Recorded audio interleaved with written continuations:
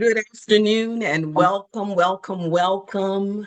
On behalf of Virginia Board for People with Disabilities and our Executive Director, Terry Morgan, we want to welcome all of our participants to this wonderful, wonderful celebration today.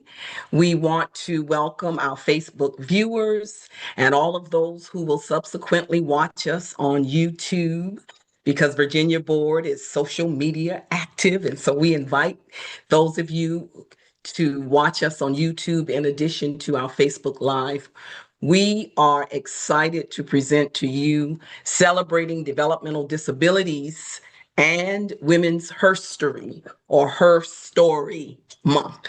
We are excited because Virginia Board is committed to celebrating diversity, and we are grateful that we have two national organizations that we are highlighting and celebrating today.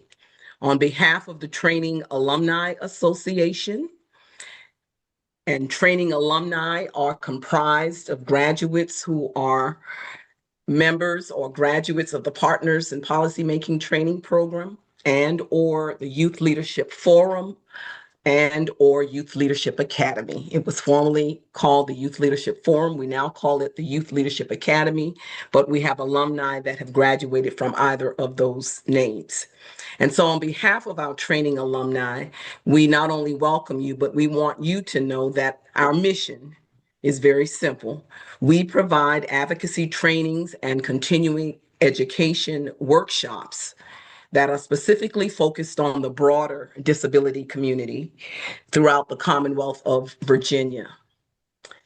Our sessions are live streamed, as I said a few seconds ago, on both Virginia Board's Facebook page and uploaded to our YouTube channel. In order for this production to occur, there are many, many hands, many folks that work with us. We always give honor and recognize our Executive Director, Terry Morgan, for her leadership. Representing our administrative team, Ms. Tara Bethea, who serves as the Board Administrative Specialist. Our communication team members, our Manager of Communications and Information is Ms. Anita Ayers, and providing closed captioning today from Virginia Relay is Ms. Ellen Kerr. We also are privileged to work with Boydnott Visual Communications, BVC affectionately known as, and Mr. Eli Red. It serves as our, what I call, technology guru. We also acknowledge the partnership and the collaboration we have with DARS, who handles our procurement and works very closely with us to handle all of our budgeting and our payment needs. Representing Mosaic Interpreting Team today, we have Ms. Bernice Venuto serving as an interpreter and Ms. JD Dow also serving as an ASL interpreter today. We thank Ms. Nia Harrison, who is our Director of Planning, Research, and Evaluation, for always making sure that all of the training and alumni development programs unit work is evaluated, and subsequently we receive what our participants have to say about the work that we are providing on behalf of Virginia Board. So we thank Nia for that. And of course, our unit is comprised of two dynamic coordinators, Ms. Kelly Vanella, who serves as the training coordinator, and Ms. Christine Jeremiah, who serves as the Alumni Development Program and Training Coordinator. And I often forget to mention my name because I think it's written under my face, but I am Penny Sweetenberg Lee, and I do have the privilege of providing leadership and supervision for the Training and Alumni Development Programs team. Today, we are presenting two polls, one of which has already been put up in your presence. That poll we call About You, and it is simply to understand who is in the room with us today. All polls are optional and anonymous. At the end of this session, there will be a session feedback poll that will also be provided, and we ask if you could stay with us to the end and give us feedback. We would really appreciate it. If any of our participants have an alternative need for a different format for the evaluation or for the survey, you can tell us in the chat, or we invite you to email our Director of Planning and Evaluations, Research Planning and Evaluations, Ms. Nia Harrison, and her email is there, nia.harrison@vbpd.virginia.gov after the event. Today, our program agenda is very simple.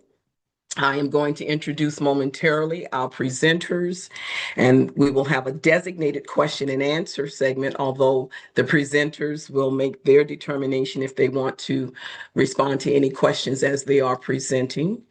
And then following the presentations, we will have the formal Q&A. If there are more questions that come to us, we invite you to please drop all questions in the chat. And then following that, that session feedback form or the poll will be offered to you, and we'll come back with some final closing remarks by our executive director, Terry Morgan, and then yours truly. Having said that, it is my honor to introduce our presenters. And give me a second because I was moving so fast. I closed my PowerPoint, but it is my honor and my privilege to introduce Miss Mary Willard, who serves as the Operations Director for the National Association of Councils on Developmental Disabilities. We know this very well because our Executive Director, Terry Morgan, has served with this group and reports to this group and collaborates and meets with them on the regular. And so we are so happy that they've come to be a part of Virginia Board's continuing education workshop session today, a very highly effective national organization. And then following Miss Mary Willard from NACDD, we have Lavender Nestrick. And Lavender is going to pronounce her last name again for me when she comes to the floor. She serves as the training coordinator for the Disability Empower Her Network. It is my privilege and excitement today to present both of these presenters, and we are excited about the education and the information that they're going to share with us. Ms. Willard, I yield the floor to you. Awesome. Thank you so much, Dr. Penny. I'm going to go ahead and try to share my slides quickly, and then I will get this party started.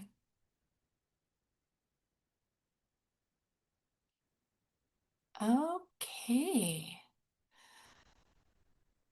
Wonderful.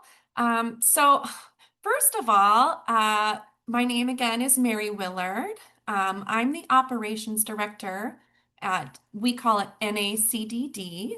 I am a Caucasian female in my 40s with longer than shoulder length brown hair, and I'm sitting in front of a Zoom screen that says, "We're here then, now, and always." And I'll tell you a little bit more about that throughout this presentation. I also just wanted to say, hey, shout out to all the Youth Leadership Forum people. When I was a younger buck, I got my start at Youth Leadership Forums in Montana. So I live in Montana. I volunteered and I would stay the week with the students. And those of you who may have met me before might know that I am a self-proclaimed disability history and culture nerd. So I would go and talk a lot about disability history and culture at our Youth Leadership Forum. So I am extremely honored to be here today, especially with all of those youth alumni who I know you're just going to take this baton and run with it. So thank you. Before I get started talking about us, I also just wanted to say thank you for having me during this very important month for our community. So I was reflecting when I was putting these slides together just about our history. And for example, when Mr. Geraldo marched into Willowbrook School with the news cameras, and exposing, the how people with developmental disabilities were being treated. Um, and that event was a spark to a wildfire for many freedoms that all of you guys have also been a part of. So that paved the way for things like the Olmsted Supreme Court decision with Lois Curtis and Elaine Wilson, stating that people with disabilities, especially those with developmental disabilities, have a right to live in the community of their choice in the least restricted way. And that led the way for things like home and community-based service settings rules that allow for these really small freedoms that I feel like many of us take for granted, like someone in a group home having the right to decide when they eat and what they eat. Anyways, this month I think is really an opportunity for us to take a deep look into how our communities are supporting people with developmental disabilities today, and really just how far we have come. So I just wanted to say thank you for allowing me to be here and broadly talk about what we do at NACDD. Um, I just want to extend an invitation to please reach out to me afterwards if you have more in-depth questions. What I'll be doing today is just a broad overview, but we really do so many different things, it's hard to put it all together today. But with that, I will start with my slide. So we are, again, the National Association of Councils on Developmental Disabilities. So we are actually a national membership organization representing 56 developmental disability councils throughout the country and territories, like you all in Virginia. And I've also placed some links throughout these slides that will be shared with you later. I put a link here if you would like to learn more about all of the different state DD councils and territories. I put a link in here. We support councils through many different ways, but I'm just going to go through our main buckets today. We have the National Training and Technical Assistance Contract called ITAC. We do federal policy work and appropriations work. We also do grassroots campaigns, education, advocacy, and social media outreach and messaging, and relationship building, where we connect on a national and local level and help support DD councils, people with intellectual and developmental disabilities, or as we call them, leaders with lived experience, and allies, helping to get all of these folks resources and connected in with the people they should be. And then finally, we also do some things that are called projects of national significance. So I am going to, this is always the really test, is can I move to the next slide with all the things I have going here?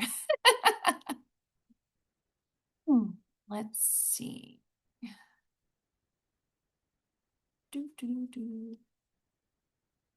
Perfect. Okay. So first I'd like to talk about ITAC. So the Developmental Disability Councils are a part of the Developmental Disabilities Network. And those are all outlined in the Developmental Disabilities Assistance and Bill of Rights Amendments of 2000, which we affectionately call the DD Act. And I did put on this slide towards the bottom, if you all are, advocacy and policy junkies like some of us are, I put a link to the Administration on Community Living's website with more info about the DD Act. So we actually are a part of, I like to think of it as a three-legged stool. So we have DD councils, and then we've got the University Centers on Excellence, and then we have the Protective and Advocacy Network. And so all together, these organizations work to make sure that we have, community access, that we are not going back to those days of Willowbrook. So I'm going to talk a little bit about ITAC is the National Training Contract. So what that means is that we help support DD councils like Virginia in order to make sure that they are meeting all of these requirements that are outlined for them to do within the DD Act.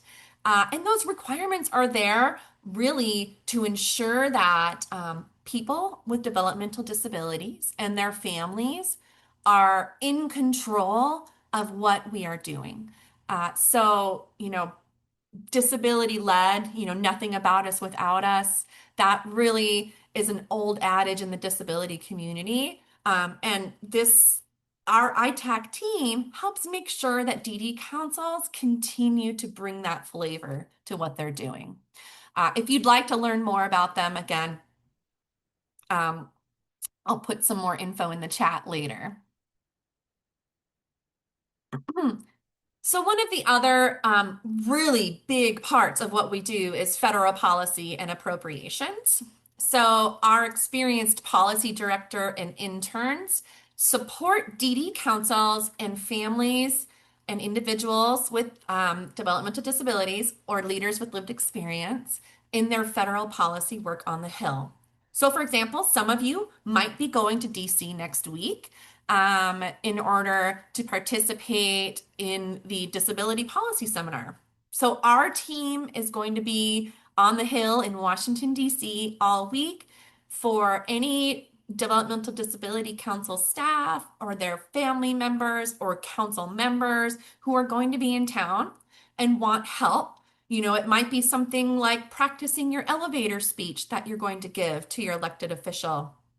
Or maybe it's you need support to get on the Hill and around and find your way there. So our team is experienced with that and they help support others who want to do that. So the other thing that we do is um, we ensure that DD councils continue to get federal appropriations like the Virginia Board. So that you can continue to do all these wonderful programs like this continuing education. So basically, what that means is the federal government has to go through a process where essentially they're designating how the money is going to be spent every year. And we have to be diligent about going on the Hill, getting our elected officials to sign on to our appropriations requests and make sure that our voice is continually being heard as they are doling out those precious dollars. And the other thing that we do is engage in direct campaigns. So, for example, I'm sure many of you are aware of the big changes that have been going on with Medicaid and home and community-based services. So at NACDD, our team, we monitor this, daily, sometimes hourly. In the policy world, you could leave for lunch and come back and it looks completely different than it did that morning. So our team, we all really monitor what's going on. We try to make sure we're engaging with people on the ground. So reaching out to people like the Virginia Board of People with Disabilities, reaching out to our leaders with lived experience advocates and their families, and making sure that we are hearing their voice, that we are listening to them, to what's important, what is missing in the community for them to be supported, what they don't want to be taken away, that they already have to support them. And then we also help elevate their voices to their elected officials. So we do things like grassroots campaigns where we will send out messages about important issues and invite people to send their stories into their elected officials. And we do that with a system called Quorum that makes it really easy. It's plain language and it's a really kind of plug and play, easy way to engage with your officials. So we do a lot of work like that. And I will tell you our big issues, if I had to name them, but I will say we're constantly monitoring anything that might come up in real time that helps or harms people with developmental disabilities. But our really big issues are employment first initiatives, which some of you may have heard called community integrated employment. and Medicaid and home and community-based services and those waivers. So those are our big top issues. But again, we're always we're always vigilant on our toes. Okay. So I mentioned earlier some of the grassroots campaigns that we do with folks out in the community. We also do media opportunities and campaigns. So one of the big things that we do is we continually try to educate the community. Um,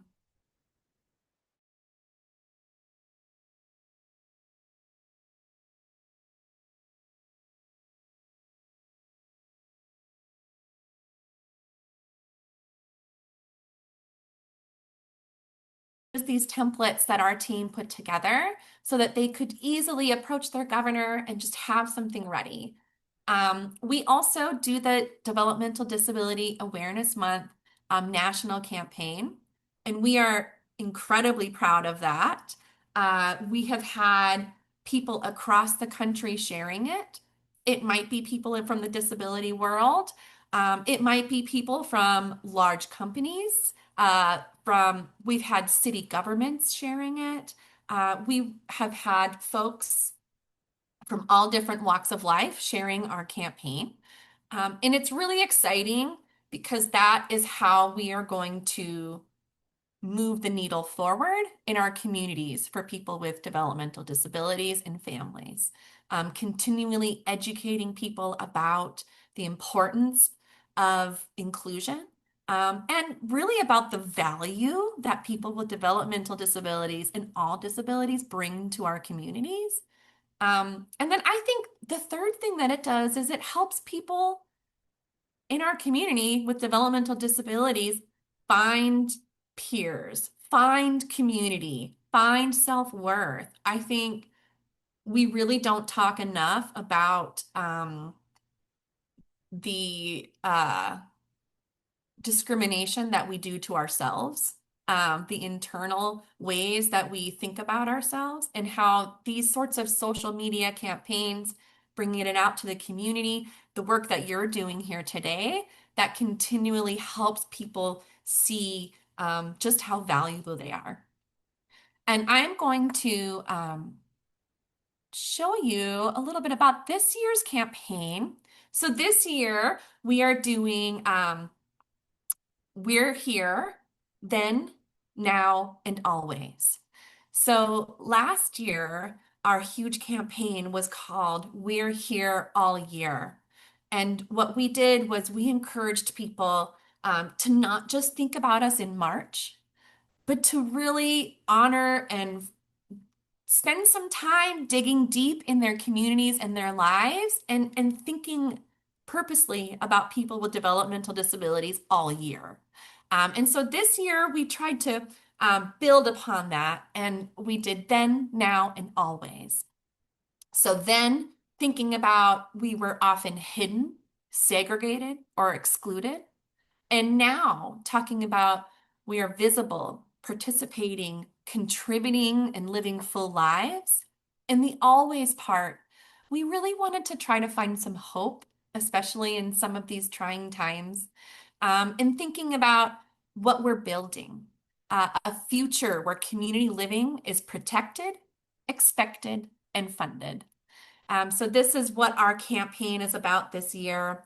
And over in the right-hand side, I do have one of our photos that has been going on in the campaign. And I'll tell you that all of our photos are real people, that DD councils from across the country have worked with families and advocates to have them submitted to us. And then with their permission, we share these photos and some of their stories. So here we have a collection of photos. The top is a picture of a young girl. Her name is actually Jennifer Keelan. And Jennifer Keelan is in this iconic photo where people with disabilities actually threw themselves out of their wheelchairs and crawled up the Capitol steps in Washington, D.C., in order to bring attention to lawmakers just about what their lives looked like on a daily basis without access. And this was one of the pivotal moments that got the Americans with Disabilities Act passed. So that's in the top part there. And that's a photo by Tom Olin, who is a dear friend of mine and who has also been a part of the disability community for many, many years. And so if you would like to learn more about Tom, please reach out to me. I'd love to send you some of his gallery work, and I can even probably connect you if you are a huge history nerd like I am. Um, and then in the middle here, we have three gentlemen in suits carrying a briefcase. And these are all gentlemen with developmental disabilities who are participating in a policy event. And then in the bottom left-hand corner, we have a group shot of many different young folks with developmental disabilities. And then we have in the right-hand corner, we are here, then, now, always, NACDD. So this is just a little teaser of what our campaign is, but I would love to encourage all of you to please find us on social media and follow us. And then you too can participate in the campaign. And I see that Christine dropped in the chat the 2026 DD Awareness Month Toolkit. So if you and your organizations would like to, jump on the wagon, we have a plug and play toolkit right there for you. That has the alt text descriptions, photos, stories, and we would love it if you shared them. And then also, if you have a story that you'd like to be honored or some photos you'd like to share, you're welcome to send it to our media team. If it doesn't get in this year's campaign, with your permission, we hold on to them. And as we're always thinking about future years, we could share your story about who you are and what you're doing in the community. So one of the other large buckets that we do is relationship building. So we connect DD councils and organizations that support their initiatives and needs of their communities. So for example, we worked with one of your representatives in Virginia and the Virginia DD Council to find people to come to his town hall and participate. Because we were able to build this relationship together, he signed on to our appropriations in order to help continue funding for councils. Um, we also do things like work with US Aging. We had US Aging this year. They do a large national survey, and we got them to put in a couple of questions for their area aging services to ask them how many people with intellectual and developmental disabilities are they working with? How many are working with DD councils? And then how many are working with aging caregivers of people with developmental disabilities? So this was data that has not really been collected before. And because of our partnership, that is now out there. And I'll tell you, it's not what we hoped it would be. We have a long ways to go to build this relationship and make sure that we are working together as people with developmental disabilities and their caregivers age, which we all do. It's a natural part of life. So we found that in that process, we've developed some stronger relationships, and we're hoping that that number is going to just increase. We also partner with other national organizations, the Autistic Self-Advocacy Network, the National Council on Independent Living. There's so many partners that we work with. I wish I could name them all. But if you are ever, in need of somebody with a specific expertise, you're always welcome to reach out to me. And if I happen to know them, then you will then also happen to know them. That's how it works. And then we also work with, we call them projects of national significance. This is just one bucket. But I'll say, along with projects of national significance, we also are constantly looking for partners out in the community that have like missions, and that might have similar values as ours. And we're always looking for ways that we can partner. So, for example, recently we have been working really closely with KFF. And KFF, if you guys don't know, I would look them up. They do a lot of wonderful independent data and research. They just came out with a report recently about home and community-based services. They've come out with some great reports about Medicaid and HR1. And they gather independent data and put out reports that help inform the advocacy and community education work that we need to do. So that's one group we've been partnering with recently. Um, we partner with other organizations um, in this way, and I'm putting this all in the bucket of projects of national significance. It doesn't really belong there, but I guess what I'm saying is we're constantly looking for ways that we can expand our reach, whether it's partnering for funding, like I'm going to talk about here, or whether it's those in-kind partnerships that we can find that people have this expertise that they are willing to share with our communities. So this particular project I wanted to highlight, unfortunately, Virginia wasn't a part of this pilot group, but that doesn't mean that you all can't learn from it and use these resources on this website that Christine put in the chat.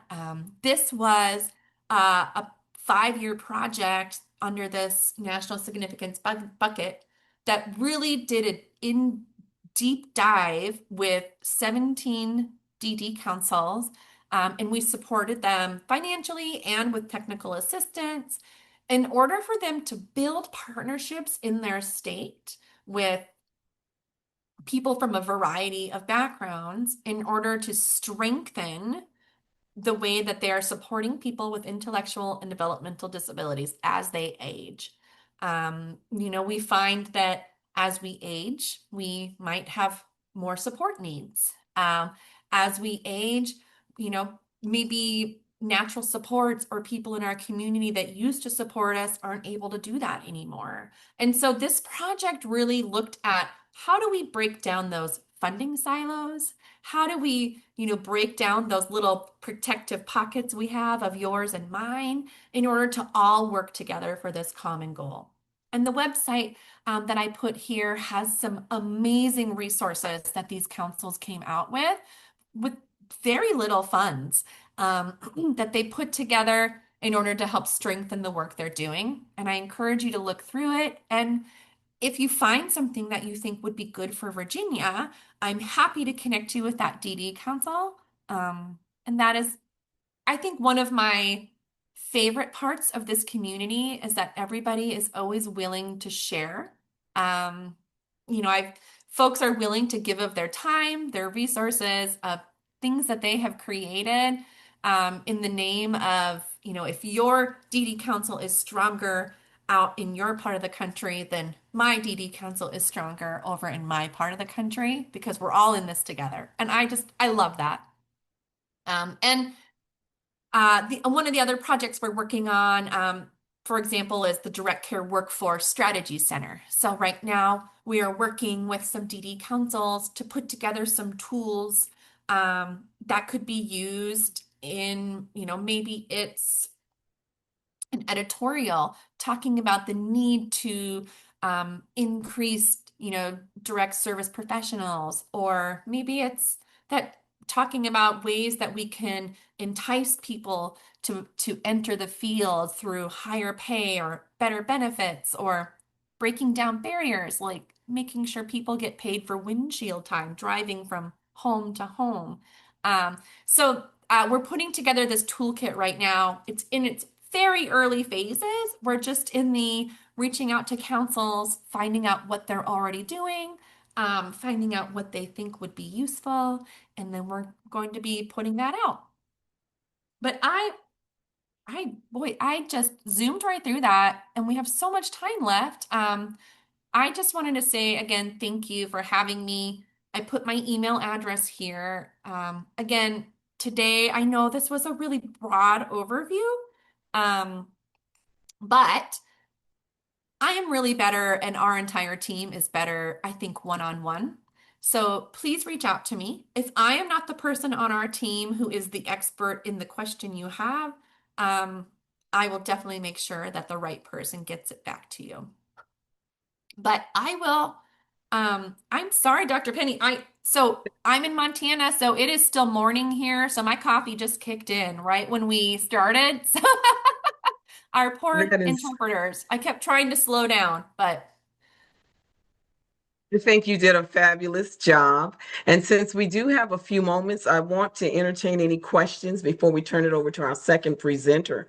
Perhaps there are those um, who have questions and or even pause to give Terry, our executive director, an opportunity to share a little bit since she represents, of course, our entire Virginia Board for People with Disabilities. So Terry, I yield to you if you'd like to chime in and share anything as well at this time.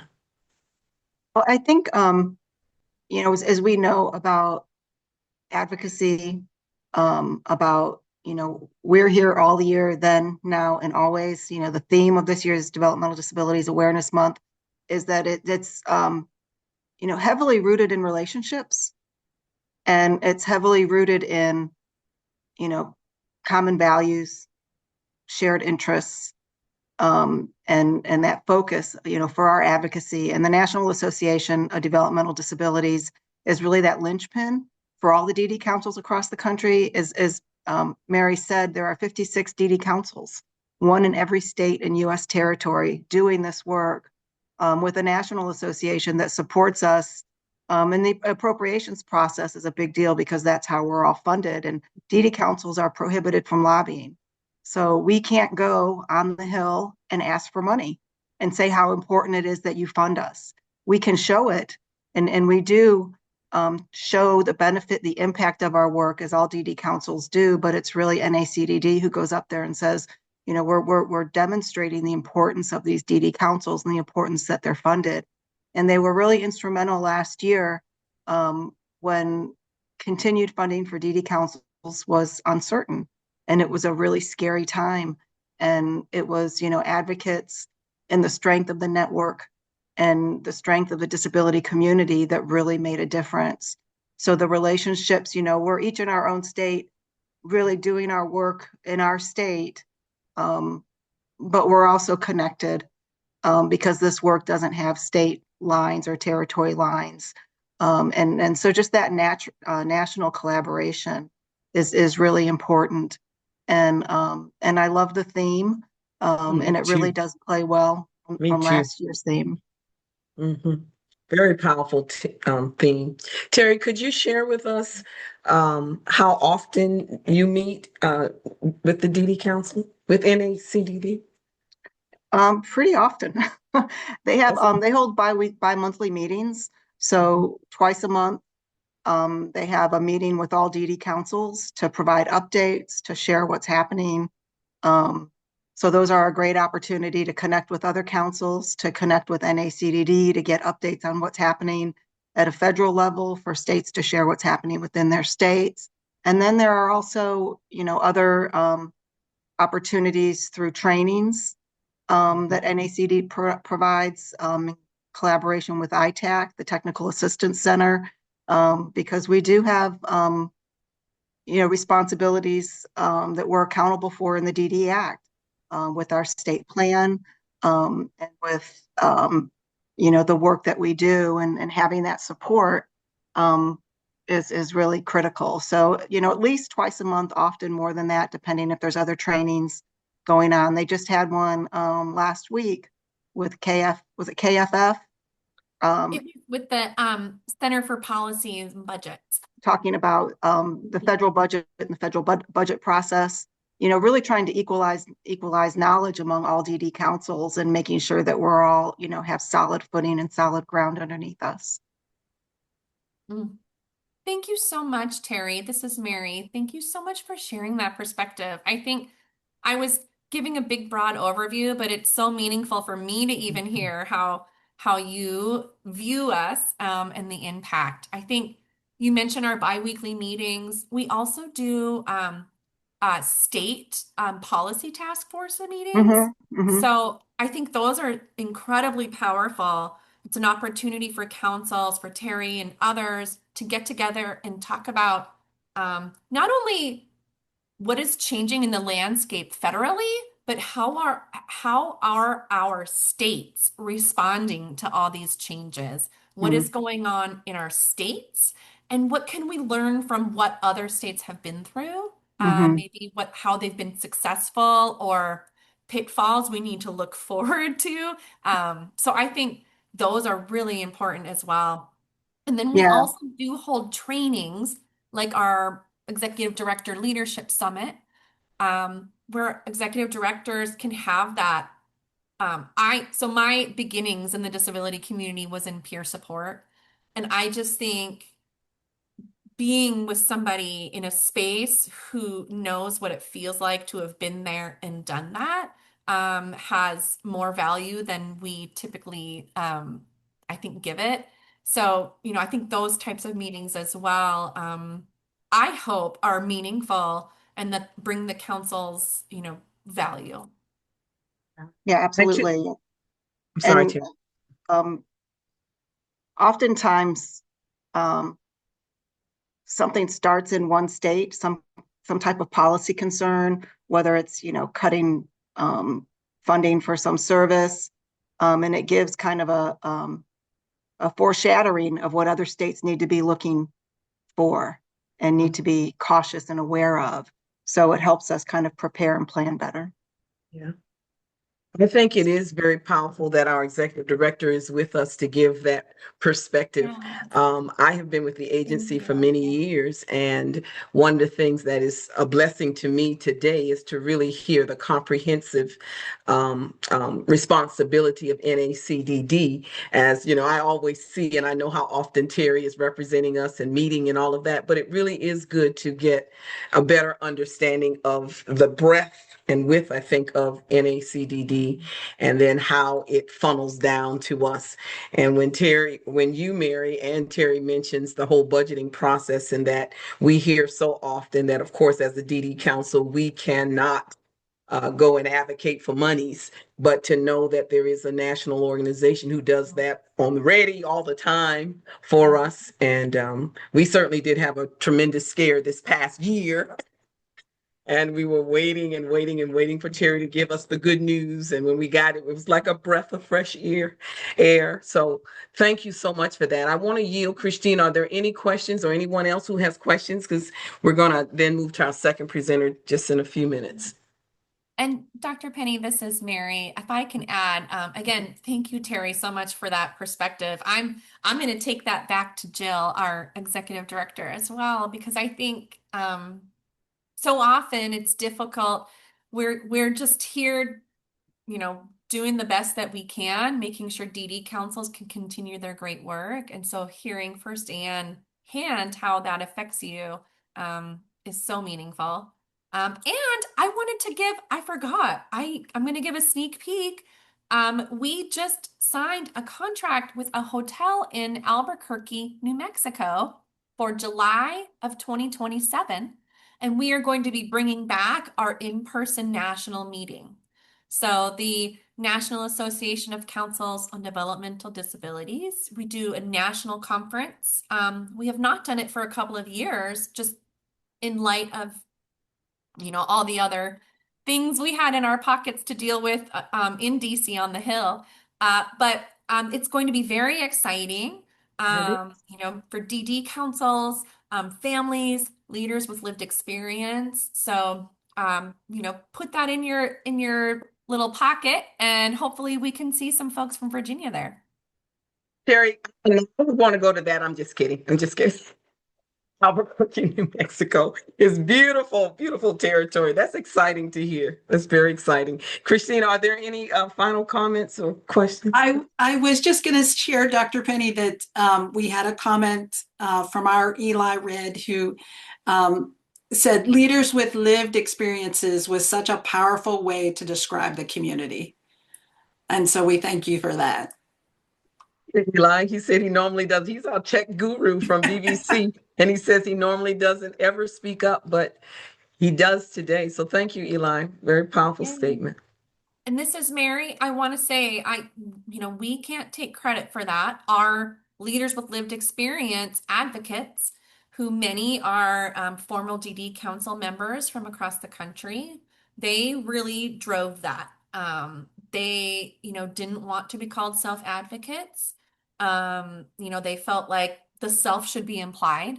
And so really came up with this term, leaders with lived experience, that um, just better encompasses who they are and what they bring to the table. So we can't take credit for it. That was definitely the advocate, coming from that advocate group. Yeah. That's Well, thank you. wonderful. And sorry, Dr. Penny, I was just going to say, we have a lot of leaders with lived experience sitting on this call right now. So, kudos to them as well. Thank you, Dr. Penny. And thank Thank you. you. Thank you. We're glad to have our alumni with us, and we're so grateful that Virginia Board can offer continuing education workshop sessions. One of the reasons, Mary, why we do this is because our alumni said once they have gone through Youth Leadership Forum or Youth Leadership Academy or our Partners in Policymaking training program, once that was completed, what else? We want more teaching, we want more learning. And so our very intimate group that has joined us today, I'm sure they're leaving with a lot of information and a better understanding of who you are. So thank you so much for taking the time to represent your national organization. And we're very happy that we were able to invite you to come and do it in the month that we celebrate Yeah. developmental disabilities. So thank you very, very much. At this Thank time, you. I'd like to turn it over now to our second presenter representing a national organization, Disability Empower Her, which network. Disability Empower Her Network. I certainly had never heard of it before, but our alumni make recommendations. We do research. Our coordinators look and they say, hey, here are some groups we should consider and look at. And when I saw the name of this organization, Disability Empower Her, and recognized, we all did, that this was Women's History, and we play on the word her story or her story month, we thought, what a powerful way to celebrate Developmental Disabilities Day with the NACDD.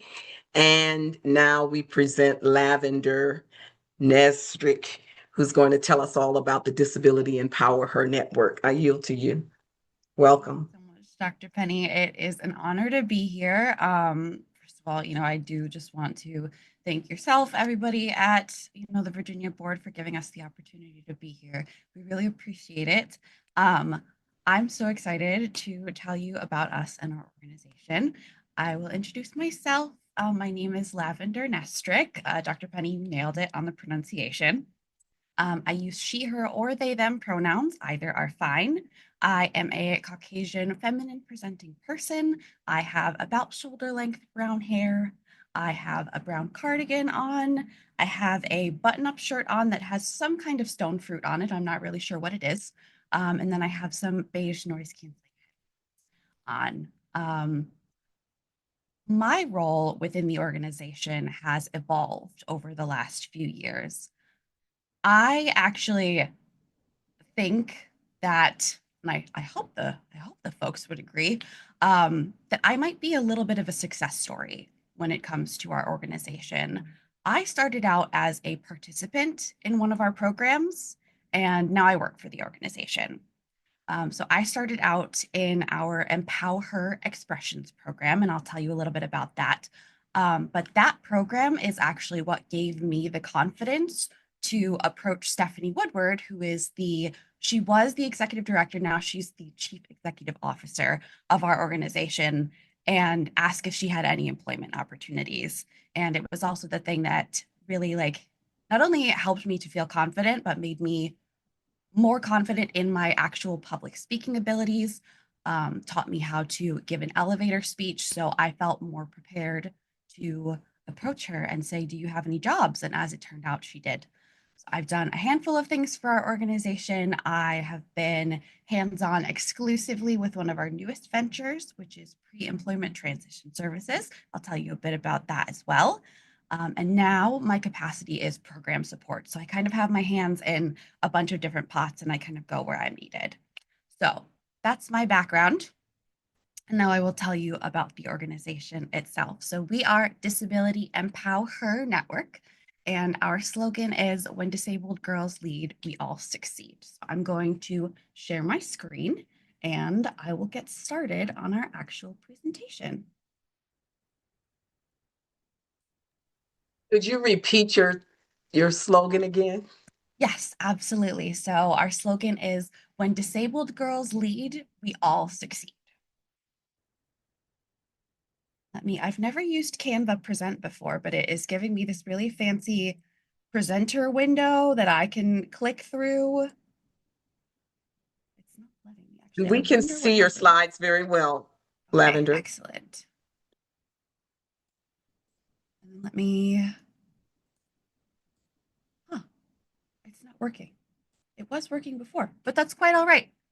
All right, so our history. So Disability Empower Network was founded in 2020 with the goal of uplifting and empowering girls and women with disabilities to live to their fullest potential and have the confidence to lead.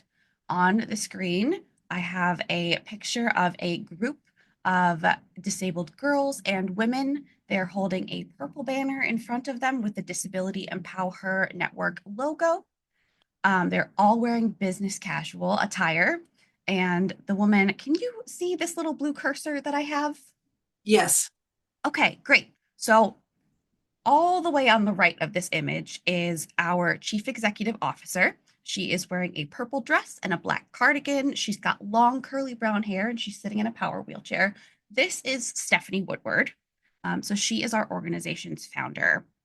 And she grew up disabled. She is a full-time power wheelchair user, but she really noticed that with herself and so many of the other disabled women that she met along her journey as she was growing up, that there was this real lack of representation and mentorship for disabled girls, disabled women. I myself can attest to that. Growing up disabled, when you think that nobody else understands the things that you're going through in your lived experience, it can be incredibly lonely, incredibly isolating, especially depending on where folks live, the different resources that they may or may not have access to.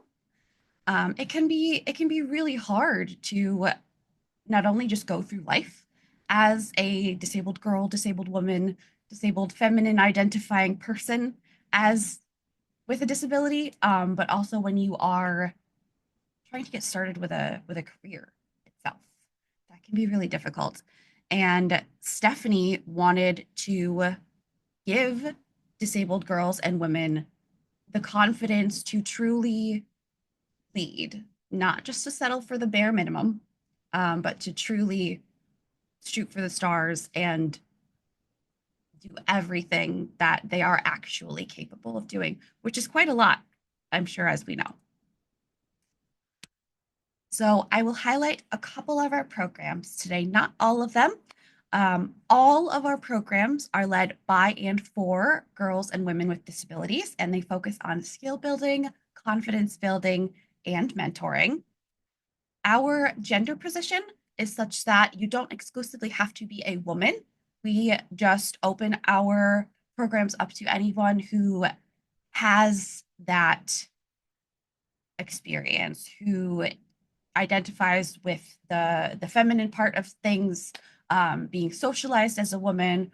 We are open to trans women, anything like that.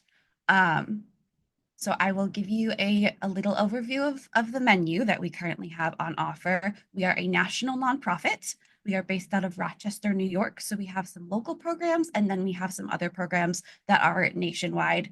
And it's our hope that one day they might even go beyond that. We've already had some interest in some of our programs from some folks in Canada. And it is really our hope that we will be able to serve everybody who wants to be served, regardless of where their borders are. So our first program is Letter from a Role Model. That is the program that is mainly in my hands at the moment. That is the program that I am offering support to. It can be decently described as a pen pal program, but it allows for asynchronous mentorship. So we have folks submit nominations for mentees, and then we also have disabled women who are interested in mentorship opportunities. We make matches between the two of them, and then we have these disabled women write letters to disabled young girls. That is Letter from a Role Model. Our local programs currently are Empower Rock and Rock Plus. The only difference between the two programs is the age groups that meet. So Rock is for our younger crew. We say that we serve ages 5 to 100. I'm quite certain that if somebody was older than 100 and wanted to attend one of our programs, we would be delighted to have them. But we like to say that just to sort of really emphasize that we accept disabled girls and women of all ages. So our younger crew, ages 5 to about 18, attend our Empower Rock program. And then anyone older than that is welcome to attend our Empower Rock Plus program. They meet monthly, we provide food, and there is always some sort of skill building involved, but we try to do it in a fun way. So for instance, one of our fundraisers is a spaghetti dinner. So we put on the spaghetti dinner, and then one of the Empower both Rock and Rock Plus gatherings is cooking. Disabled folks obviously have a variety of different upbringings, and one of those skills, those essential skills for independent living, is being able to cook for yourself. And I'm sure a lot of us also know that sometimes disabled folks aren't given that opportunity, depending on their perceived level of ability. So we really like to make sure that everyone who attends our programs actually gets a chance to get in the kitchen, do some cooking, handle a knife, things like that. We have self-care months, and we really just focus on skill building and confidence building and a monthly opportunity to exist with some community and camaraderie. Our newest venture is called Pre-Employment Transition Services, like I mentioned. This is a partnership between our organization and Access VR, which is the Vocational Rehabilitation Office for New York State. And we offer employment support services for disabled youth. We can provide them in school, out of school, but we really want to make sure that those disabled youth are being given as many supports as possible to prepare them for a career. Our Empower Expressions program is the program that I started out in. It is an 8-week program that focuses mainly on public speaking. It really teaches disabled women how to be confident public speakers, things like how to give an elevator speech, how to negotiate, which a lot of disabled women aren't taught how to do, various skills like that that help them to go on to be confident public speakers regardless of the forum. Empower Camp is our flagship program. I'm very excited to go into more depth on that. For now, I will say that it is a year-long program for disabled girls. And again, it is meant to really give them the confidence to lead and succeed. Empower Stories is our blogging program. We do it in partnership with the Christopher Reeve Foundation. And we focus mainly on stories from disabled women with spinal cord injuries. And last but not least, Disabled Women Make History and Art is an annual art show that we put on that features art from disabled women artists. So I will touch specifically on a couple of these programs. The first of which being Letter from a Role Model. So as I mentioned, disabled girls often do not have disabled adult role models to be positive influences in their lives. And we are trying to change that. So what this program does is it connects girls and women with disabilities from across the country, and the disabled girls receive a personalized letter from a positive disabled woman role model. And we don't just say, for instance, oh, this girl has autism and this woman has autism, so that would probably be fine. We can just match them together. We try to get as specific as possible with these matches because we want to give these disabled girls as much representation, specific representation, as we possibly can. We want to give that disabled young girl a picture of what she could look like in 10 years, in 20 years. We want to see somebody who really, truly looks like her succeeding. So we try to match based on interests, if there are any other profound identities that are really important to the mentee and the mentor, we try to include those. And also their personalities. We try to match folks who just seem like they would vibe. Teen Vogue and Spectrum Life magazine have paid attention to this program, and they have highlighted the impacts of the program on the disabled youth that we serve. I will, at the very end of this, I have some links in my notes, but Canva's being a little finicky, so I will post all of those links at the end of the presentation, one of which being the Teen Vogue article, if you would like to read it. So that's Letter from a Role Model. And I have just a couple examples here of some of our success stories. So on the left side of the screen, there are two images. There is one of Charity. She was 16 at the time of receiving her letter. She noted that she was a foodie and that she loved animals. And we matched her with Tylea Flores. So Charity is a young Black girl. She is wearing a purple shirt and she is holding her letter from Tylea.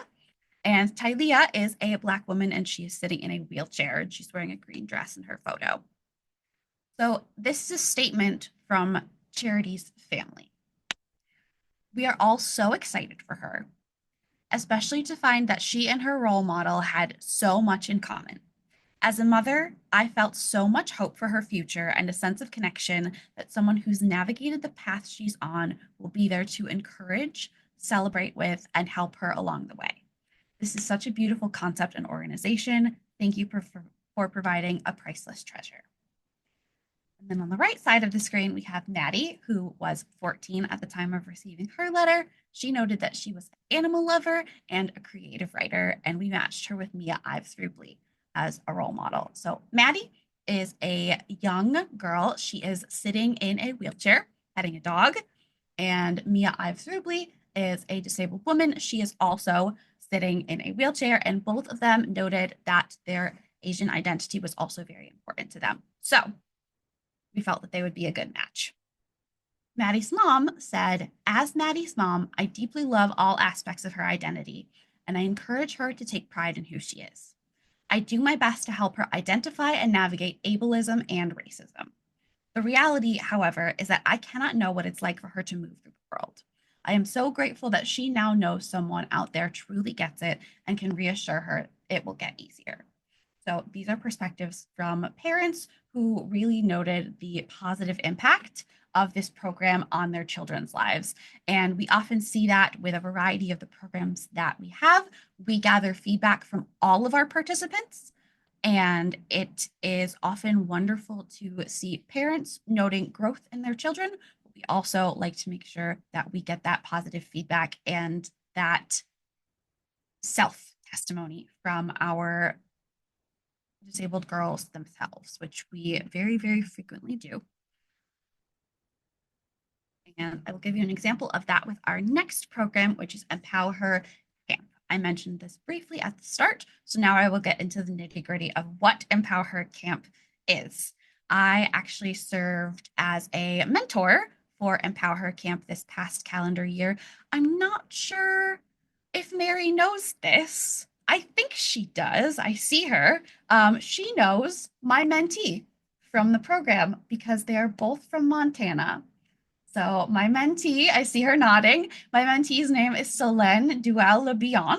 And she spoke very highly of Mary, actually, and I was excited to make that connection. So the first thing that happens when we gather all of our, we call them young leaders, we gather all of our young leaders together for the start of Empower Her Camp is we take an actual camping trip. We go to the Adirondack Mountains in New York State. And we are there for a week. We spend the week at a fully accessible campground. So it doesn't matter if you have any kind of mobility aid, power wheelchair, does not matter. You are coming to camp. So, and there our young leaders learn, and some of the adults learn, honestly, some independent living skills, basic survival skills, and leadership skills. And the point of this is to really kind of teach them those basic skills, but also give the entire cohort a chance to bond. And it is during that week that the young leaders get matched up with their mentors. So we bring between 8 and 10 young leaders. We bring the same number of prospective mentors for the young leaders. Everybody gets a chance to get to know each other, and the young leaders go through a mentor match process. So they list their top candidates for mentors based on who they felt they connected most with, and then we make those matches between each young leader and their mentor. The week is really fun. It's wonderful to see the young leaders come out of their shells. We teach them how to start fires, and that's always a really fun experience. And they really, truly do just get to exist that week. We allow them to swear, and we make that very clear to the parents at home that their kids might come back learning some new words. So that is fully disclosed. And it is just lovely to see the kind of liberation that comes out that week. So after we spend a week in the woods and only shower one time, we go home and we get all cleaned up and we embark on a year-long journey with our young leaders and our mentors. The young leaders work on a community project and they receive mentoring throughout the year. Each girl works on a community impact project on emergency preparedness and response. So they are asked to choose something emergency or disaster related within their community that really resonates with them and choose some sort of project to advocate for that, to support that issue in some way, shape, or form.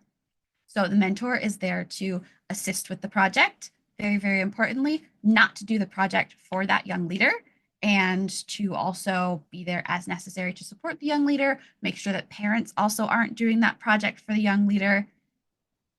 It's the young leader's project, and we make sure that that young leader is fully in control. She is driving the bus. After the year-long project is completed, we have a reunion trip in Washington, D.C.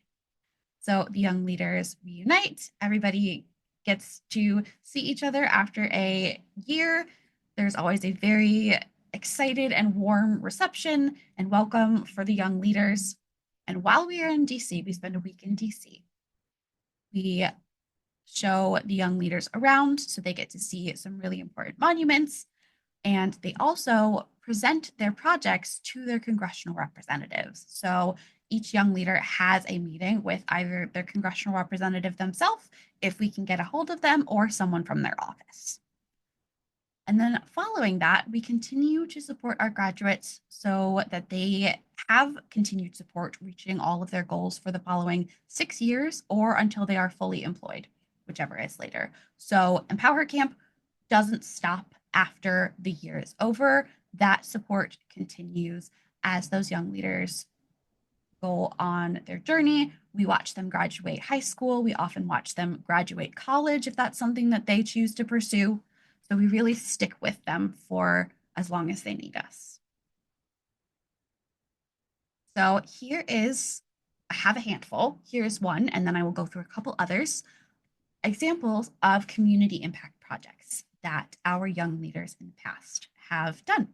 So I have a photo on the left side of the screen. This is Gianna. She's one of our young leaders. She's sitting in a power wheelchair. She's got long, dark brown hair. She's wearing a purple t-shirt. And next to her is a blue and yellow chair. It's called an evac chair. So what Gianna did was advocate for emergency evac chairs to be used in her school. If you are a mobility aid user, you will likely understand that fire drills or actual fire-related emergencies can be very, very stressful for disabled folks. And that is simply because they're forgotten, essentially. Wheelchair users are often asked to shelter in place in a stairwell and just hope that someone comes to get them. And Gianna wanted her school to do better because that was something that impacted not only her personally, but other students who were wheelchair users in her school. So she advocated for these evac chairs to be obtained and utilized by her school. And she actually succeeded in getting emergency evac chairs for her entire school district. The chairs were obtained, people were trained on how to use them. So now Gianna and any other wheelchair user in her entire school district would have a safer method of egress during a fire drill. So this is Kira. She is a young girl. She also has shoulder-length brown hair. She's wearing a white shirt. She's holding a bunch of backpacks, multicolored backpacks, and she is standing next to a police officer. So she brought autism awareness to Washington, D.C. She created a plan to make 15 comfort kits to give to emergency providers for people with sensory disabilities during emergencies. She really noted the stressful nature of emergencies and the tendency for emergencies to be even more stressful for people with sensory disabilities. The sirens can be really overwhelming. If there are people rushing around, conversations happening, any sort of additional auditory, olfactory stimulus, if there are smells going on, that can be really, really overwhelming. And I am an autistic person, so I can also personally relate to that. And I had never heard of a comfort kit before, but I thought that this project was really, really smart. Kira successfully convinced her classmates and her community to get involved. And as a result, she created and delivered more than 50 comfort kits to organizations in her area, which far surpasses her plan to make 15 comfort kits. She was instead able to provide 50.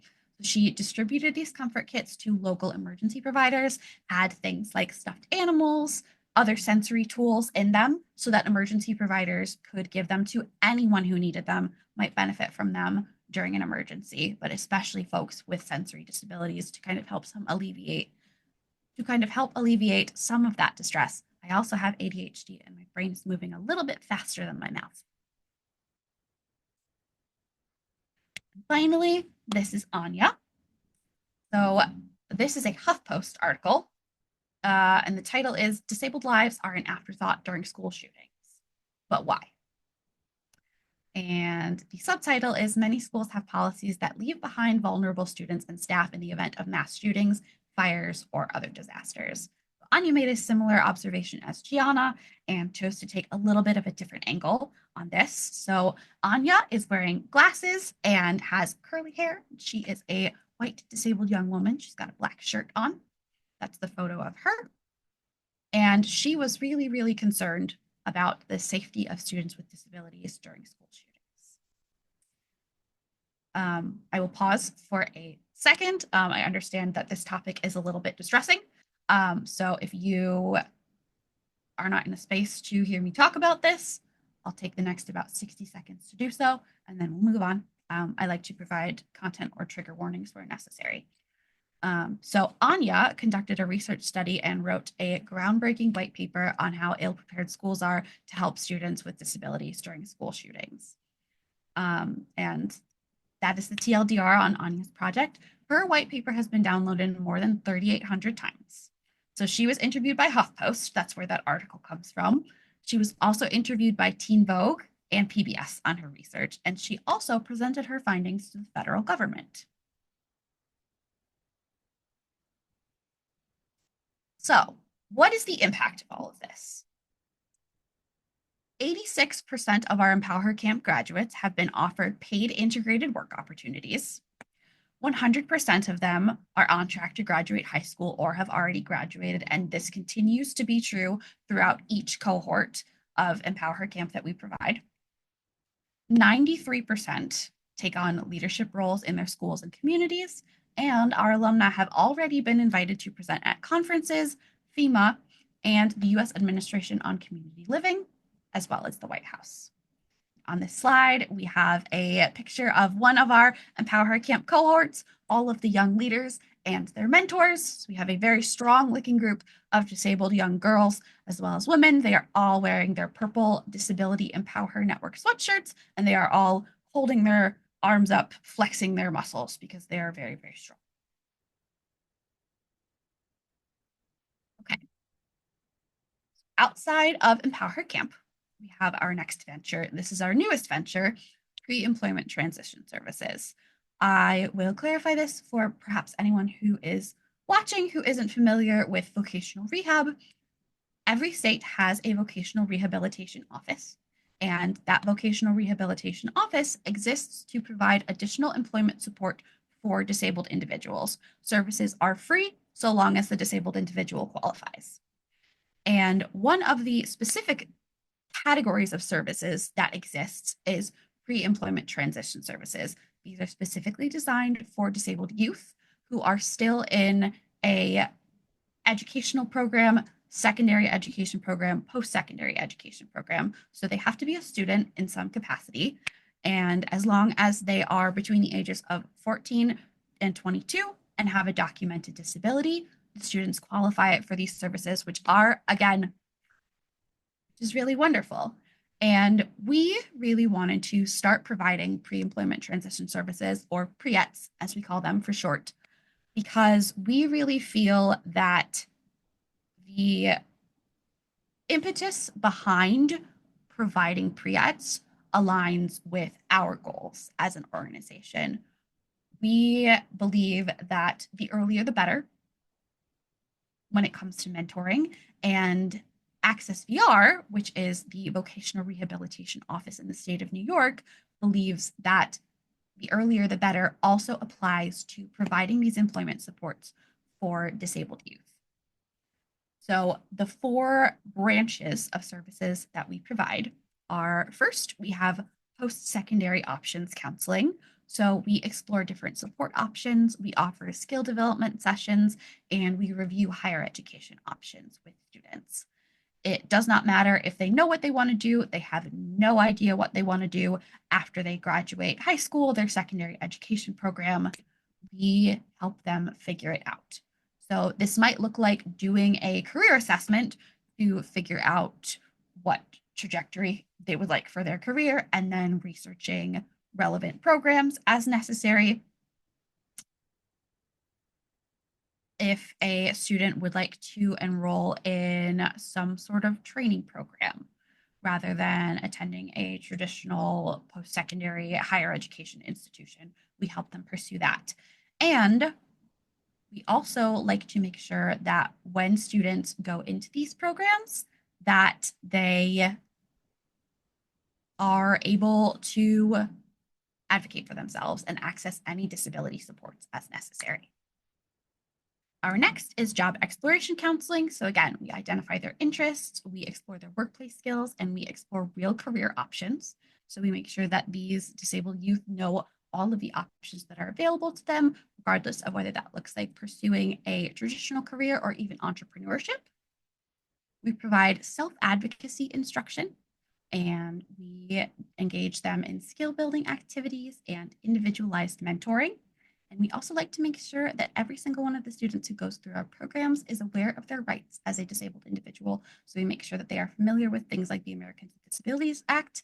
Regardless of the level that we need to teach them at, we make sure that they have a core foundational understanding of what is in that Americans with Disabilities Act and the relevant workplace rights acts that are applicable to them, what is in those, and what that means for them.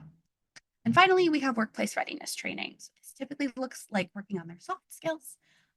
We will work on their social skills, and we will help them practice for real life work opportunities. And we like to make sure that those opportunities are as hands-on as possible. So if we can get them an internship or something of the like, we will do that for them. And then I will touch briefly on the rest of our programs. We have Empower Expressions, which is an 8-week virtual program that supports disabled women and feminine-aligned non-binary people in building public speaking and leadership skills.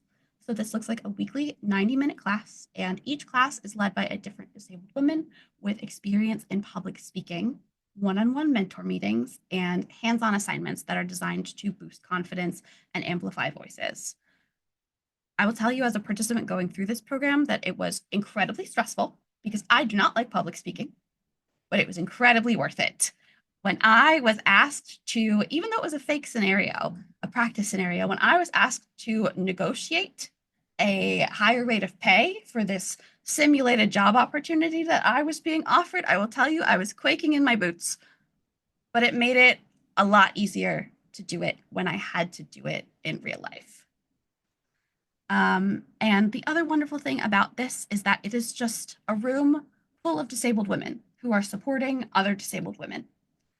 So it is a safe, supportive community where participants can connect with their mentors and their peers, learn valuable skills, and become stronger leaders. And similar to our other programs, as participants go through Empower Expressions, they are also matched with a disabled woman mentor to support them through the whole thing. The final assignment for this program is to deliver a speech of some kind. So with each of the weekly 90-minute classes, each of those has a lesson, and it all culminates in the delivery of a final speech on a topic that each participant is passionate about. If you have access to this presentation, there is a little bit more about Empower Expressions. There is a video embedded in the presentation. Please feel free to watch it. I would invite you to do so. Our team works very hard on these, and also I think they're great. And then finally, I would like to call attention to Disabled Women Make History and Art. This is an annual art show that we have, and we are actually accepting submissions for artists right now. So if you or someone you know knows a disabled woman artist, please feel free to send them our way. It doesn't matter what kind of art they create. We would love for them to at least submit their art for consideration in this show. We often choose 30 women artists with disabilities. I believe last year we had as many as 40 women artists with disabilities. And it's an art show celebrating disabled women. It is hosted in Ohio at the Cleveland Art Museum. And the dates for the show are June 20th, 2026. And then the show remains on display through July in celebration of Disability Pride Month. So we have an in-person show, and then actually, I think it's Toledo. It's the Toledo Museum of Art, excuse me. And then we also have a virtual component to the show. So if someone isn't able to transport their art, isn't able to attend in person for a variety of other reasons, we try to give folks the opportunity to display their art virtually. And that is obviously open to anybody who can access that show virtually if they also cannot be present in person. I have a couple examples on the screen of some really, really beautiful art that was at last year's art show. So in the top right, there is a green background with a white grid on it, evenly spaced squares. And there is a beige pair of lace underwear, a red long elbow length glove, a red pen, a white lighter, and a cigarette.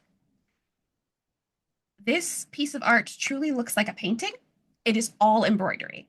So when you see it in person, you can see that this entire piece of art is created with thread.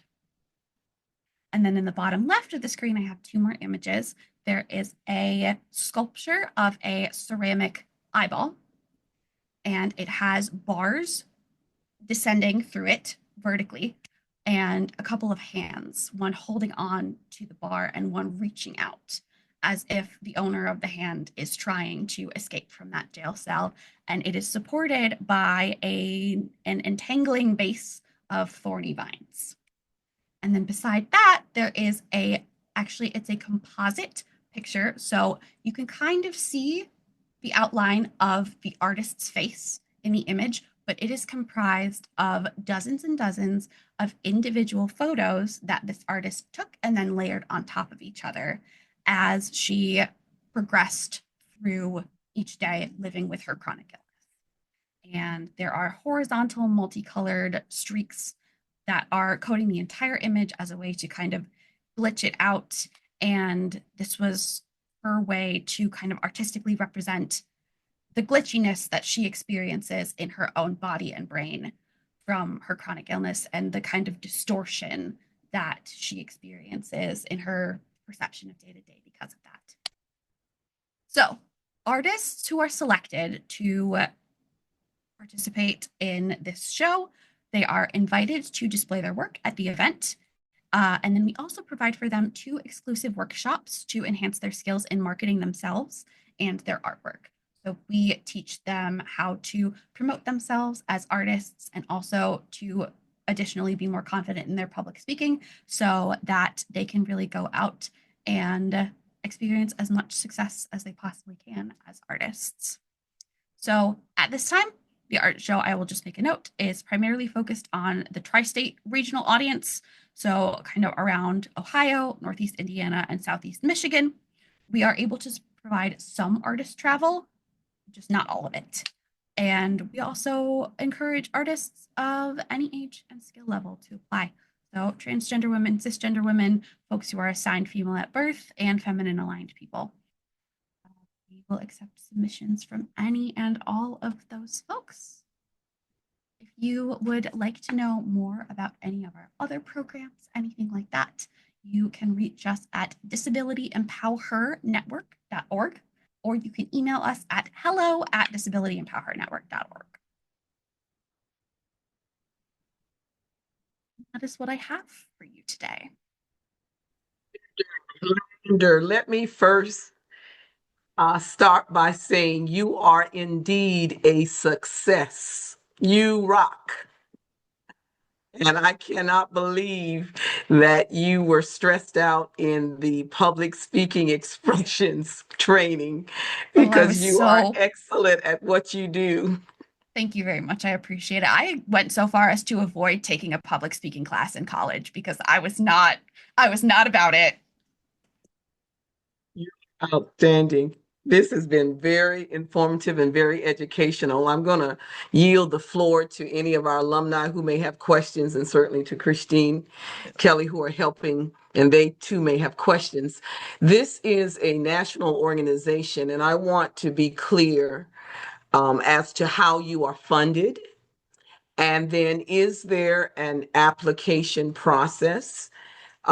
Because you reach girls and ultimately women. How is that? How does that work? So, because we are a national nonprofit, most of our funding comes from grants.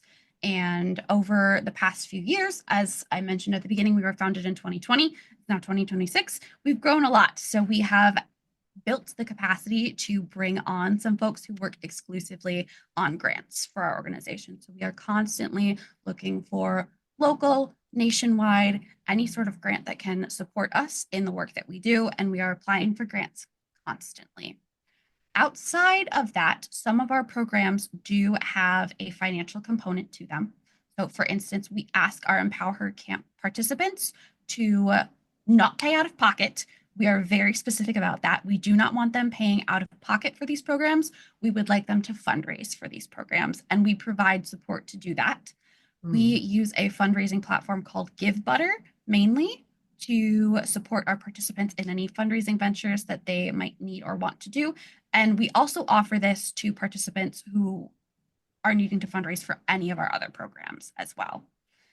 So I didn't mention this in the program list, but we also have a leadership retreat, an annual leadership retreat that is actually happening this weekend.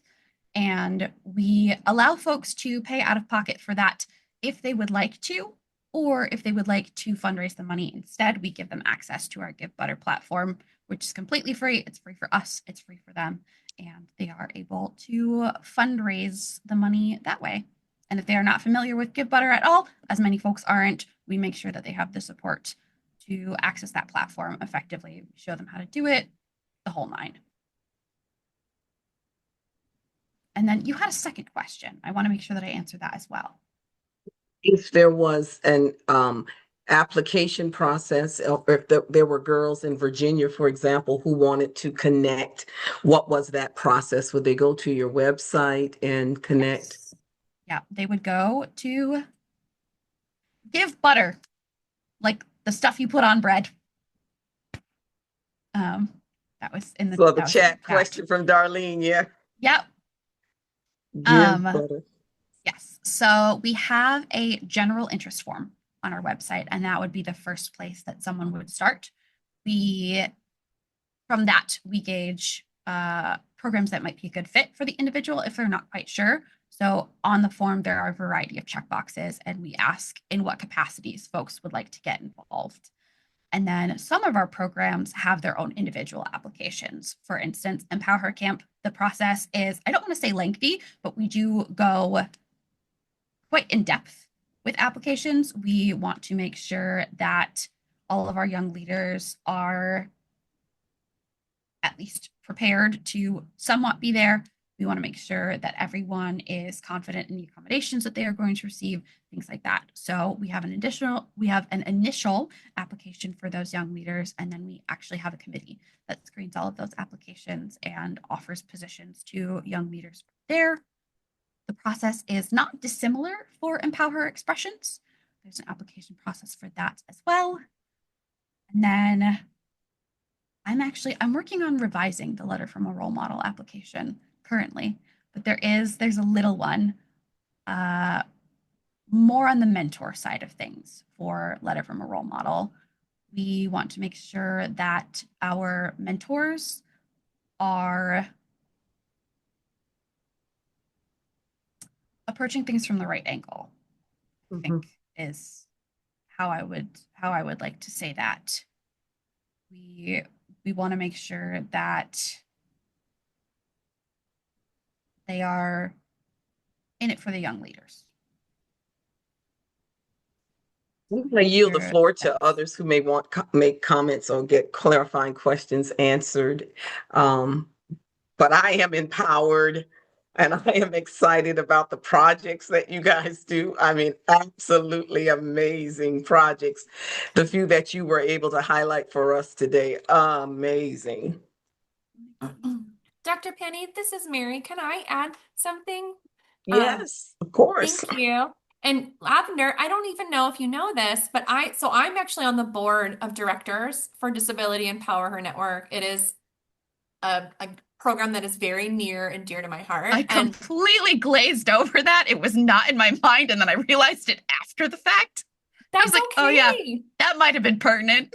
No, it's not at all. And that's one of the reasons I wanted, I was hopeful that Dr. Penny would choose your group to join us today because of the amazing work. And I just wanted to add a couple of things. Lavender, you did so great. I just wanted to say, first of all, so there are small fees. However, nobody will be turned away if they can't do the fundraising. So they'll get support, whether it's from a board member or another staff member to help them go through that process because fundraising can be scary, even with Give Butter. So just knowing that. And the other thing I wanted to highlight, Lavender picked all of my favorite programs. And just to know that if one of the smaller programs that is local to like Rochester or one of those other areas is something that Virginia would benefit from, I know Empower Her Network, Disability Empower Her Network is always open to developing new relationships and partnerships. And so if there's somebody on the call today from Virginia who wants to help, sponsor or bring a group to Virginia as a flagship program, I know that Disability Empower Her Network is always open to exploring that. And then the other thing I just wanted to throw out there is the Empower Her Book Club. I'm going to put a link in the chat. It's one of my other favorite programs. I know it's a virtual book club, just an opportunity to get together with other disabled women and talk about, literature that matters and I don't know, just build community and connection with others. And then last, I just wanted to throw a selfish plug out there that the Empower Her Expressions program is great, and it is virtual and it is open to all ages. And so anybody here, I encourage you to think about joining as a participant, and then also think about, for those of you who have been through all of these leadership programs, maybe reaching out to Lavender and thinking about what it could look like to be a mentor, whether at the camp or for one of these virtual programs. So I Awesome. think, always a mentee, always a mentor. I've actually been a speaker and a mentor for the Empower Her Expressions program. It's my favorite thing to do. Even though I Awesome. still also get anxiety about speaking.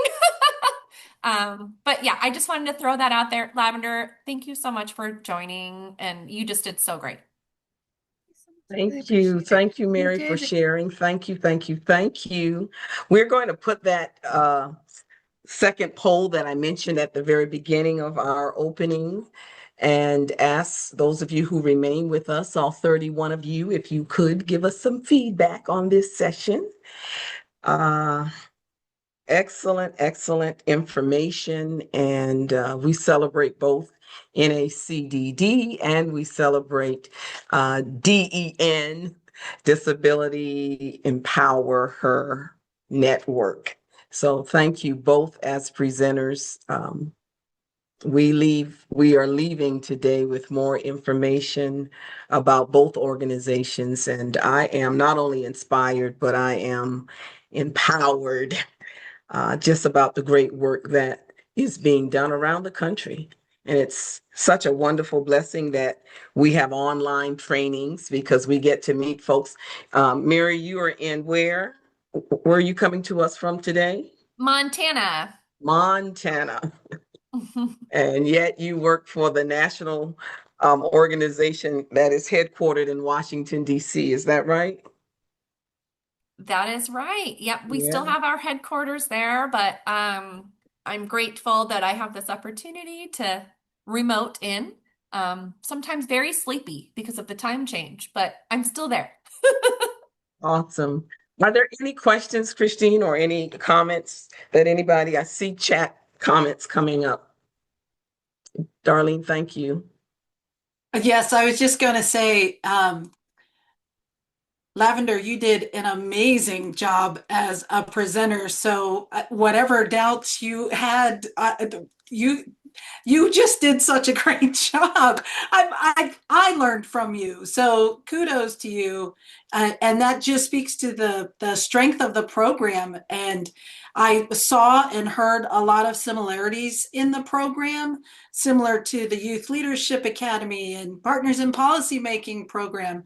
But what out of your program has been the most impactful piece? Can you identify one piece that has been the most impactful, either for a leader themselves and the young leaders, and even more broadly across the all communities?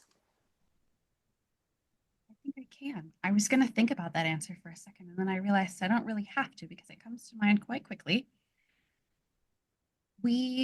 Our name is Disability Empower Network.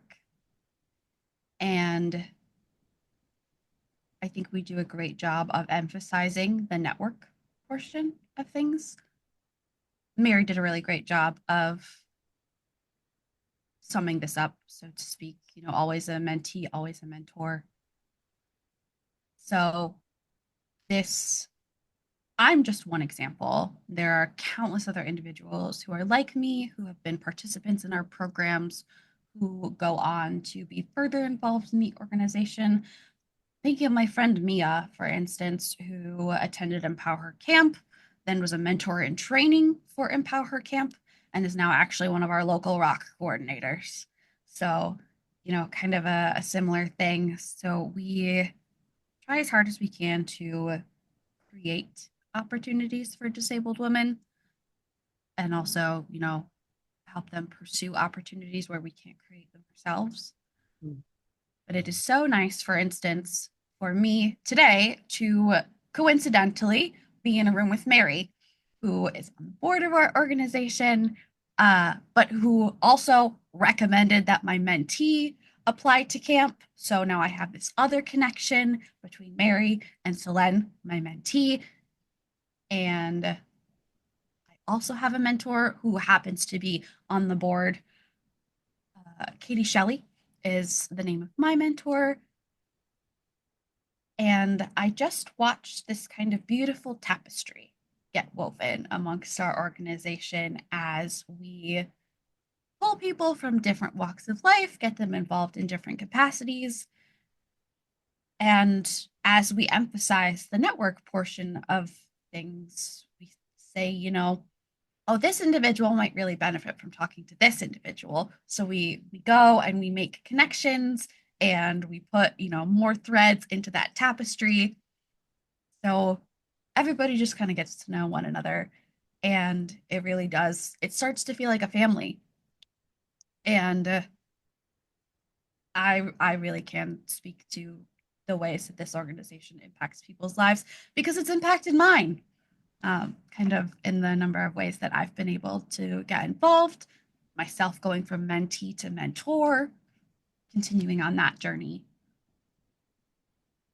Awesome. That's Any comments or questions from anyone? we have a lot, but have said this has been excellent. Darlene, in fact, said, we appreciate your time, talent, and knowledge. Your dedication and love shines brightly. Thank you. And from Sheena Cobb, we've got thank you, presenters and ASL interpreters. So thank you for Gina, that. Tina, and Jeremy. And I know both of you are here. And Christina is here as well. Christina's here too. She It's is. just so wonderful to have this where many of our alumni could come. I thank our staff, Christine and Kelly, for helping to get the word out and specifically going out and reaching our alumni, inviting them to come in today because this was a session that we thought would be very beneficial and very empowering for them. So we're so happy to see so many. I always look at the list to see who's here, and I think this is a wonderful turnout of our alumni. So thank you guys for joining us today. I want to yield to Terry. I see her bright smile. She's been smiling and nodding every time we compliment the presenters because just outstanding, just outstanding. Terry. Yeah, it was wonderful. And Lavender, I want to thank you for introducing me and many of the participants today to empower her. I am just you know, it's so nice on a Friday afternoon to feel such positivity and such hope. And the relationship, you know, with you, Lavender and Mary, from New York to Montana, just shows, you know, how you know, small the world is with all of the technologies we can have today to really stay connected and develop relationships and meet people and support people and develop community. And that's kind of really the sense that I got today is just the community that is being developed through your work, Lavender. And you know, we do a resource Friday where we share resources on Fridays on our Facebook page. And I think you know, the Disability Empower Her Network is a great resource that we can be sharing. So I'm just really I guess hopeful, you know, as we look and as we wrap up today and, you know, how meaningful it is to come together during Developmental Disabilities Awareness Month and this year's theme, we're here, then, now, always, is a powerful reminder that people with developmental disabilities have been parts of our communities and shaping them in important ways. And the work of NACDD and your organization, Lavender, are helping that to happen. And while we've made real progress, there's still a lot to do together to make sure everyone has the opportunity to fully participate, contribute, and be seen. And thank you for being a part of that effort and everybody who participated today. So thank you. And Dr. Penny and Christine and Kelly for organizing this event and all of the other partners who supported it. Thank you, Terry. Thank you so much for your support and always for your presence at our sessions. We really appreciate that. The last thing I'll say as we get ready to close out is That project that was mentioned about the wheelchair or the wheelchair evacuation. I forget the official title. I wrote it down somewhere. It brought back memories 11 years ago with one of the staff members at Virginia Board who used to work with us, who had that same passion and that same concern about what happens to people with disabilities, even when we were having fire drills. And that individual spent a lot of time trying to make sure that not only was our agency sensitized and that we had a plan, but then reached out to our Department of General Services to make sure that they weren't just left in our offices or and in the stairway. And so to see 11 years later that there is a project where physical wheelchairs, someone made that happen in their school system and had the school to invest in those special wheelchairs that are color coordinated, well, it just blew my mind today. And to use Terry's language, there is still hope.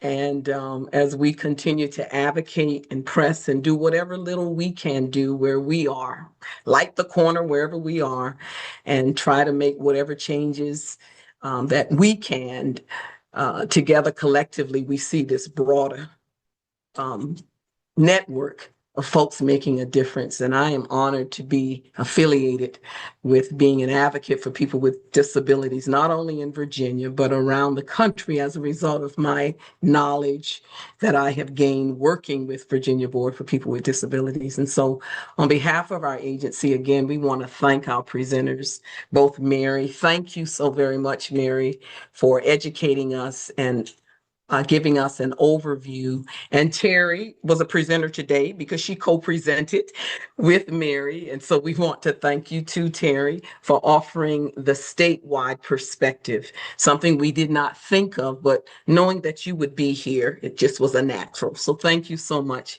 It really brought it together for me, and I'm sure for others, how important NACDD is for us in Virginia. And then Lavender, thank you so much for sharing this national organization that only started in 2020, 6 years ago, but the impact has already been great and made a difference. I would be remiss if I did not acknowledge the training alumni. Our alumni have had tremendous impact throughout the state of Virginia as well in the work that they have done since the establishment of our alumni development program some 10 years ago at Virginia Board.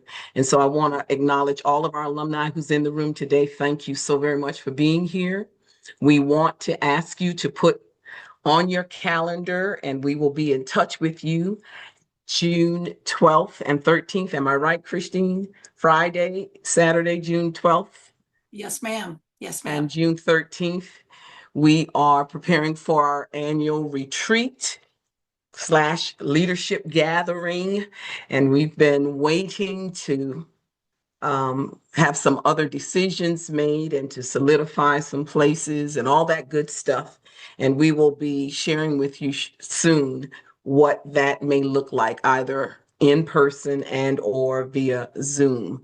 But Friday, June 12th and Saturday, June 13th.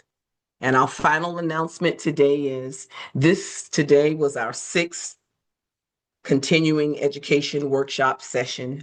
We started in August of 2025, and we will conclude this state year with all 7 continuing education sessions being completed on April the 17th. It is Autism Acceptance Month. And Christine and I smiled and laughed because we're so used to saying Awareness Month, but we wanted to make sure that we emphasize that Autism Acceptance Month is the official title.